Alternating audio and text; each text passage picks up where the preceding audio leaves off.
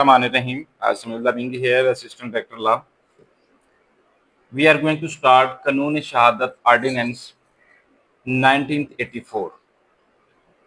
आज ये हमारा फर्स्ट लेक्चर है। इसमें हम आर्टिकल 3 एंड आर्टिकल 17 देखेंगे, क्योंकि ये दोनों कोरिलेट करते हैं आपस में, तो इसलिए इनका इकट्ठा पढ़ना ज़रूरी है। हम पहले इसकी बेयर रीडिंग कर लेते हैं और उसके बाद हम इसको डिस्कस कर लेंगे ताकि हमारा कंसेप्ट क्लियर हो जाए। आर्टिकल 3 है हु मे टेस्टिफाई, कौन बंदा गवाही दे सकता है, कौन बंदा शहादत देने के काबिल है। All person shall be competent to testify unless the court considers that they are prevented from understanding the questions put to them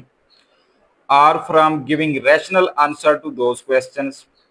by tender years, extreme old age, disease, whether of body or mind, or any other cause of same kind, provided that a person shall not be competent to testify if he has been convicted by a court for perjury or giving false evidence. Provided further that the provision of first proviso shall not apply to a person about whom the court is satisfied that he has repented thereafter and mended his ways. Provided further that the court shall determine the competence of a witness in accordance with the qualifications prescribed by the injunctions of Islam as laid down in Holy Quran and Sunnah for a witness, and where such witness is not forthcoming, the court may take the evidence of a witness who may be available. Law के अंदर आपने पहले भी ये चीज समझते हैं, पढ़ी होगी कि जनरल रूल दिया जाता है और फिर उसकी एक्सेप्शंस होती हैं। यहाँ भी वही बात की गई है। जनरल रूल एक बयान कर दिया गया कि all persons are competent to give testify, कोई भी बंदा गवाही देने के तौर पे काबिल है, वो एज ए विटनेस कोई भी शख्स पेश हो सकता है। उसकी ना तो कम उम्री वजह बन सकती है कि वो कम उम्री की वजह से गवाह के तौर पे पेश नहीं हो सकता, ना वो ज़्यादा उम्र होने की वजह से ऐसी कोई शर्त है कि वो पेश नहीं हो सकता, या कोई ऐसी डिजीज़ या कोई ऐसी चीज़ है जो हम ये कहें कि फलां बंदा मजूर है तो इसलिए वो गवाह के तौर पर पेश नहीं हो सकता। ऐसी कोई भी चीज़ उसको एज ए विटनेस कोर्ट में अपीयर होने से नहीं रोकती। लेकिन अगर कोर्ट को ये लगता है कि जो बंदा एज ए विटनेस शहादत देने के तौर पे अदालत के अंदर अपीयर हो रहा है, उस पे जो कोर्ट क्वेश्चन कर रही है वो क्वेश्चन उसकी समझ में भी नहीं आ रहे, या वो उन सवालात का कोई रैशनल, कोई जैसे हम कहते हैं कि अकल वाली बात, अकल को मुनासिब लगने वाली बात जो है वो नहीं, उस तरह का कोई जवाब भी नहीं दे पा रहा। उसकी रीज़न कोई भी हो सकती है। ये भी हो सकता है कि वो बच्चा अभी छोटा है, छोटा होना उसके लिए रुकावट नहीं है बतौर विटनेस कोर्ट में अपीयर होना, लेकिन कम उम्री की वजह से जो उससे सवाल किया जा रहा है उसका वो उस सवाल को भी नहीं समझ पा रहा, या वो ज़्यादा उम्र होने की वजह से, जैसे बुढ़ापे में इंसान का ज़हन उस तरह काम नहीं करता, तो वो कोई मुनासिब और रैशनल आंसर नहीं दे पा रहा, या सवाल समझ नहीं पा रहा, या कोई ऐसी बीमारी जैसे एक मर्डर हुआ है और मैं बतौर आई विटनेस कोर्ट के अंदर जाऊं और खुदा न खास्ता मैं ब्लाइंड हूं, तो फिर मेरी वो जो गवाही है वो किस तरह कोर्ट उस रिलायबल समझेगी। तो ऐसी कोई बीमारी जिसमें कोई बंदा ब्लाइंड है, बोलने से कासिर है, देखने से कासिर है, सुनने से कासिर है, तो अगर ऐसी कोई रीज़न उसको रैशनल आंसर देने से या सवाल समझने में रुकावट आ रही है, तो ऐसे बंदे की गवाही फिर कोर्ट में कंसिडर नहीं की जाएगी। उसके बाद एक और इसमें प्रोविजन डाली गई है कि जो बंदा फर्जरी या फॉल्स एविडेंस, जिसने अदालत के अंदर पहले जाके कोई झूठी गवाही दी थी और ये चीज़ कोर्ट में साबित हो गई थी कि ये झूठा बंदा है, तो झूठा बंदा भी बतौर विटनेस वो अदालत के अंदर टेस्टिफाई करने के लिए नहीं आ सकता। झूठे बंदे की शहादत या गवाही अदालत एक्सेप्ट नहीं करती। लेकिन इसमें फिर एक प्रोविजन डाल दी गई है, अगर वो बंदा जिसको फॉल्स एविडेंस या पर्जरी की बेस पे कोर्ट ने बैन कर दिया है कि इसकी एविडेंस नहीं कंसिडर किया जाएगा, बतौर एविडेंस इसको एक्सेप्ट नहीं किया जाएगा, तो लेकिन वक्त गुजरने के साथ साथ उसने अपने आप को बदल लिया है, उस अपने अंदर पॉजिटिव चेंजेस लेके आया है, उसके तौर तरीके बदल गए हैं, जो उस पर एक टैग लग गया था कि ही इज़ फॉल्स पर्सन, और पर्जरी की बेस पे कोर्ट ने उस पर ये कतगन लगा दी थी कि ये एज ए विटनेस कोर्ट में अपीयर नहीं हो सकता। لیکن وقت کے ساتھ اس نے اپنے اندر پازیٹیو چینجز لائی ہیں، تو پھر یہ چیز جو پہلی پروویزو ہم نے پڑھی ہے کہ وہ ایلیجیبل نہیں ہے، یہ ختم ہو جاتی ہے۔ کورٹ کو اگر لگتا ہے کہ وہ بدل گیا ہے، بندہ چینج ہو گیا، تو پھر اس کی گواہی کو تسلیم کیا جا سکتا ہے۔ آگے چل کے کورٹ یہ کہہ رہی ہے provided further the court shall determine the competence of witness، court یہ ڈٹرمائن کرے گی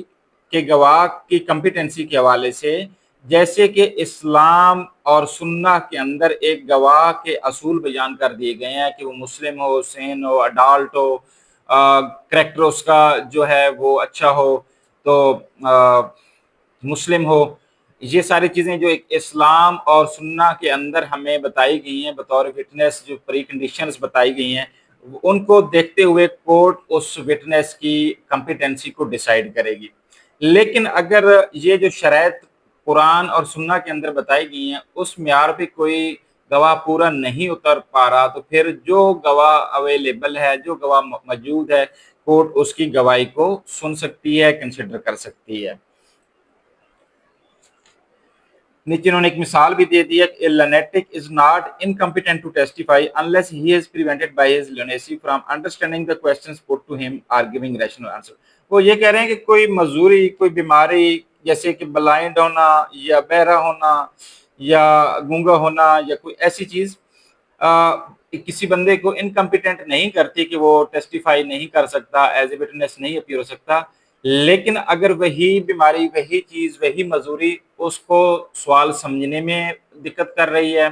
یا وہ مناسب ریشنل آنسر نہیں دے پا رہا، تو پھر اس بیس پہ وہ اس کی گواہی کنسیڈر نہیں ہوگی۔ ادروائز ایز اٹ وہ جو معذوری ہے یا جو اس میں کوئی شارٹ کمنگ ہے، وہ اس کی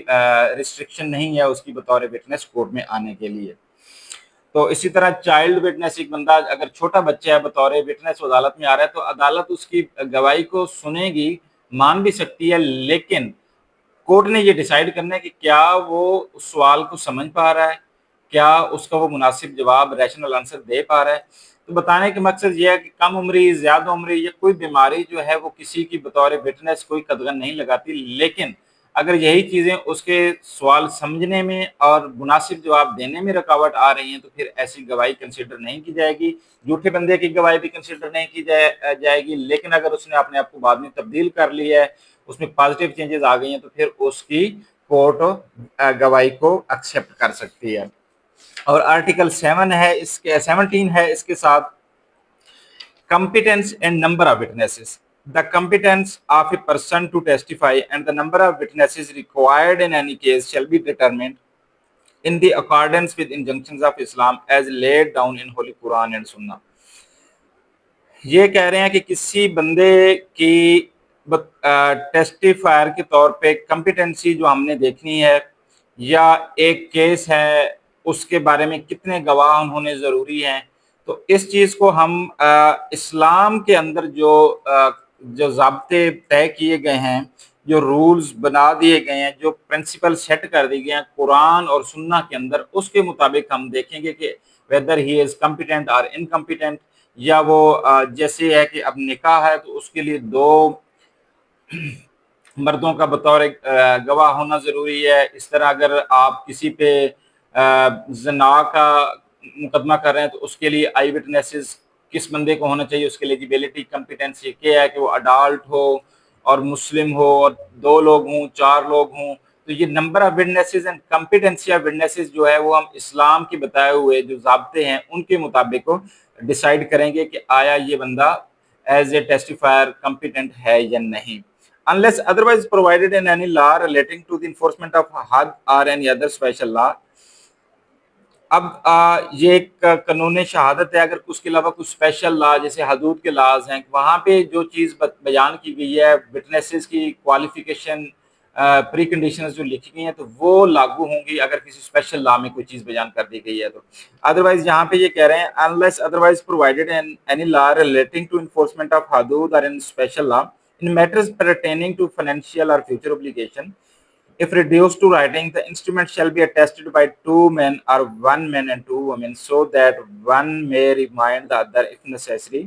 and evidence shall be led accordingly۔ اگر آپ کا درمیان کوئی کنٹریکٹ فائنینشیل میٹر کے حوالے سے ہے یا کوئی مستقبل کے اندر آپ کوئی ایسا معاہدہ کر رہے ہیں